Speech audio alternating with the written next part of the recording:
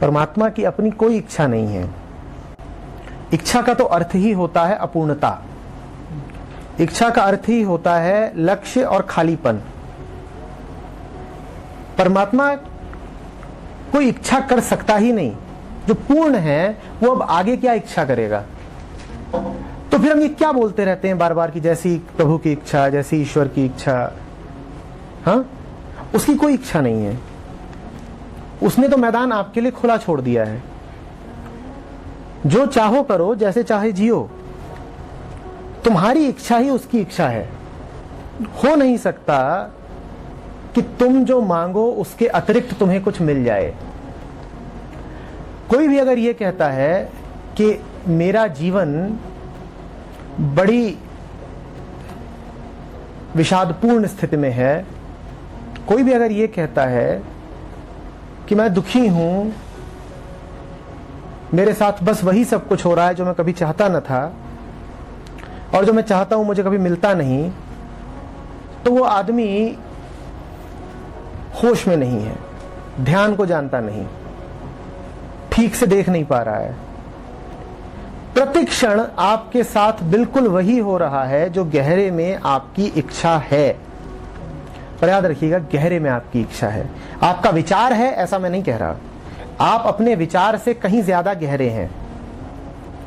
तमाम वृत्तियां हैं आपकी, अनंत समय के संस्कार हम सब अपने भीतर लेकर के बैठे हुए हैं।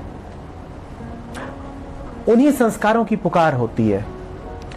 वही संस्कार अपनी अभिव्यक्ति का और अपने लय हो जाने का रास्ता ढूंढते हैं। उन्हीं अभिव्यक्तियों का और उन्हीं विसर्जनों का नाम है हमारा जीवन। और कुछ नहीं है हमारा जीवन। हमारे ही मन की इच्छा की अभिव्यक्ति का नाम है हमारा जीवन। इसीलिए हिंदुओं में एक बात बड़ी प्रचलित रही कि आपकी जो वासनाएं होती हैं उनका पुनर्जन्म होता है। इस बात को गलत तरीके से लिया गया, पर इस बात का वास्तविक अर्थ समझिए। जीवन और कुछ है ही नहीं, वासनाओं का ही नाम जीवन है। आप जो कर रहे हैं, जो चल रहे हैं, खा रहे हैं, पी रहे हैं, उठ रहे हैं, बैठ रहे हैं, सोच रहे हैं, भोग रहे हैं, पकड़ रहे हैं, त्याग रहे हैं, ये सब आपको क्या लगता है? ये सब कहीं लिखा हुआ है? ये सब कोई और संचालित कर रहा है? ये सब किसी और की इच्छा है? नहीं, किसी और की इच्छा नहीं है। समस्त अस्तित्व आपके ही भीतर बैठा हुआ है, वही संचालित कर रहा है। स्वयं आपकी इच्छा है। आपका जो छोटा सा शरीर है, ये समस्त इतिहास है, अंड में ब्रह्मांड है। सब कुछ सिकुड़ करके आपके रूप में खड़ा हो गया है, प्रस्तुत है। आदमी ने जितनी लड़ाइयां लड़ी हैं वो आपके भीतर मौजूद है, वही आपकी हिंसा है। कोई हारा था, वो भी जीतना चाहता था, वही आपकी जीतने की वृत्ति का कारण है। एक फूल अभी कुम्हलाना नहीं चाहता था, वो मर गया। एक गाय अभी और बच्चों को जन्म देना चाहती थी।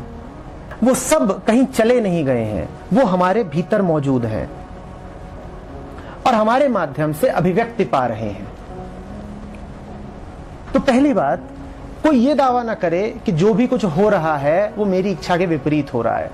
ध्यान से उसे देखना, उसमें तुम्हारी इच्छा सम्मिलित है, मात्र तुम्हारी ही इच्छा सम्मिलित है।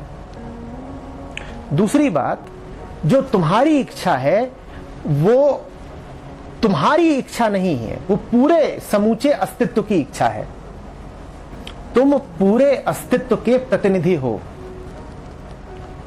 तुम अपने आप में कोई द्वीप नहीं हो, तुम अपने आप में कोई लहर भी नहीं हो, तुम समूचा समुद्र हो। जिसने इस बात को जान लिया कि जो भी घटना घट रही है, कुछ है मेरे भीतर जो उसको घटाना चाहता था, वो फिर मालिक हो जाता है। क्योंकि अब वो अपने से बाहर किसी कारण की तलाश नहीं करता। जो ये जान ही गया कि सारे कारण मेरे ही भीतर बैठे हैं, मैं ही हूं कारण, वो दुनिया को बदलने की ख्वाहिश छोड़ देता है। वो अपने दुख के लिए किसी और का गला पकड़ने की कोशिश नहीं करता। अब देखिए, दुखी हम सब हैं, हम में से कोई ऐसा नहीं जिसे कष्ट ना हो।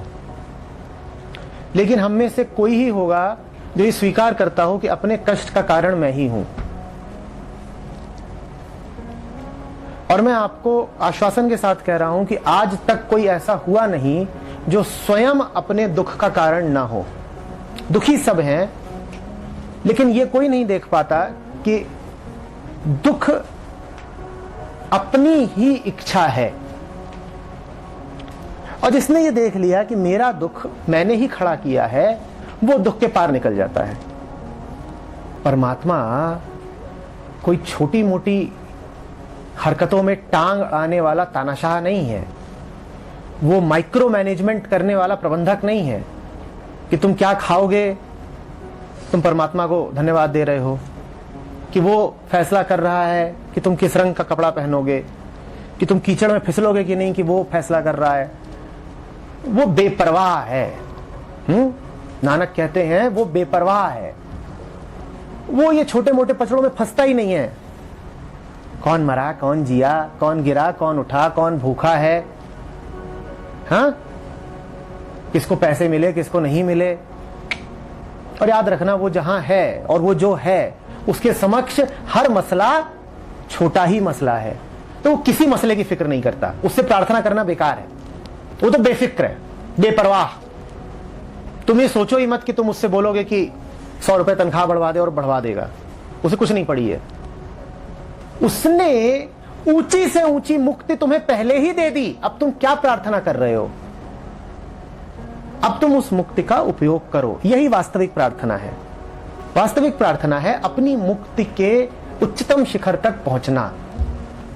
मैंने पहले भी ये कहा था, समझो, प्रार्थना कर करके तो तुम कुछ ये भाव पैदा करते हो जैसे देने वाले ने कोई कमी रखी हो देने में। जो पूर्ण दाता है, तुम उस पर कंजूसी का इल्जाम लगा रहे हो क्या? तुम ये कहना चाहते हो कि तूने थोड़ा दे दिया है, थोड़ा बचा के रखा है और हम मांगेंगे तब देगा ना? उसने पूरा ही दे दिया है। तुम उस पूरे दिए हुए को जगाओ। वो तुम्हारे ही भीतर बैठा है। बोध की ऊंची से ऊंची संभावना तुम्हारे ही भीतर है। तुम उसे जगाओ। दीन बन के मत खड़े हो जाओ कि जैसी परमात्मा की इच्छा नहीं। परमात्मा की कोई इच्छा नहीं है। यकीन मानो, परमात्मा बिल्कुल इच्छाहीन है। इच्छाएं हमारी तुम्हारी हैं। इनको ध्यान से देखो। इनके होने के मूल में अपने आप को जानो, फिर देखो मजा आता है कि नहीं। शिकायतें कम हो जाएंगी, शक्ति का अनुभव होने लगेगा, जगह से रहोगे। शिकायतें क्यों कम हो जाएंगी? मैंने ही तो किया, तो शिकायत अब क्या करूं? शक्ति का अनुभव क्यों होगा? अगर मैंने बिगाड़ा था तो मैं बना भी सकता हूं। और यह फिर मात्र कोरा वचन नहीं हो सकता कि मैंने बिगाड़ा था तो बना भी सकता हूं। इसके लिए बड़ा गहरा एहसास होना चाहिए कि हां, बिगाड़ा था, अपने ही किए बिगाड़ा था। और जिन रास्तों पे चल के बिगाड़ा था, उन्हीं रास्तों पे तो बना नहीं पाऊंगा। कोई नया ही रास्ता, बल्कि कोई नया ही आयाम तलाशना पड़ेगा बनाने के लिए। जिस रास्ते पर चला था उसके विपरीत चल के नहीं बनाया जा सकता। दाएं चल रहा था, बाएं चल के नहीं बना पाऊंगा, कुछ और ही करना पड़ेगा। शक्ति है यही। हा? कोई बाहरी ताकत नहीं है। जो है सो मैं हूं। सब कुछ मेरे ही भीतर समाया हुआ है।